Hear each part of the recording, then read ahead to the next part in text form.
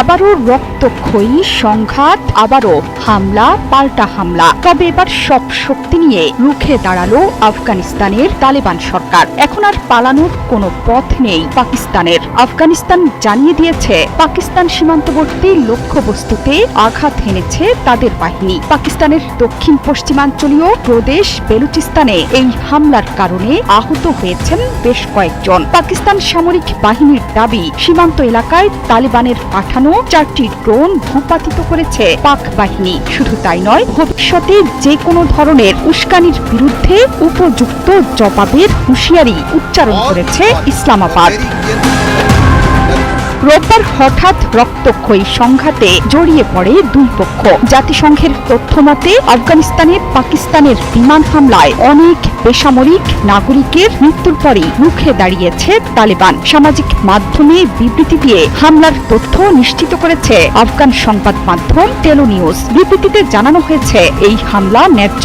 আফগানিস্তানের ভূখণ্ডে ঢুকে পাকিস্তান যেভাবে হামলা চালিয়ে সাধারণ মানুষকে মেরেছে, তার বিরুদ্ধে হামলার পরিকল্পনা করতে উগ্রপন্থী ঘাঁটিগুলো বেছে নেওয়া হয়েছে। মূলত পাকিস্তানের বেলুচিস্তান এবং খাইবার পাখতুনখোয়ায় ধ্বংসযজ্ঞ চালিয়েছে তালেবান।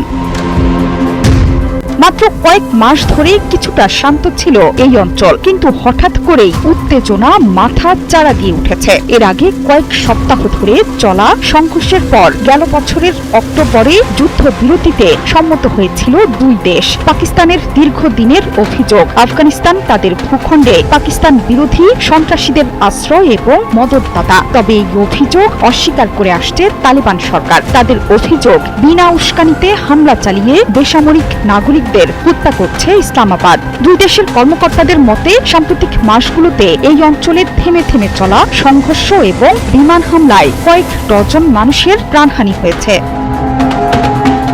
যদিও শনিবার করাচিতে হামলার নেপথ্যে ভারতের হাত আছে বলে দাবি করেছে ইসলামাবাদ, সেই দাবি উড়িয়ে দিয়েছে নয়াদিল্লি। পাকিস্তানের হামলার নিন্দা জানিয়ে দেশটি বলেছে, পাকিস্তান নিজেদের সীমান্তের বাইরে হামলা চালিয়ে অভ্যন্তরীণ নিরাপত্তা সংকট থেকে মনোযোগ সরানোর চেষ্টা করছে। এই হামলা শুধু আফগানিস্তানের ভূখণ্ডের অখণ্ডতাকে ক্ষুণ্ণ করেনি, বরং সমগ্র অঞ্চলের শান্তির জন্য বড় হুমকি।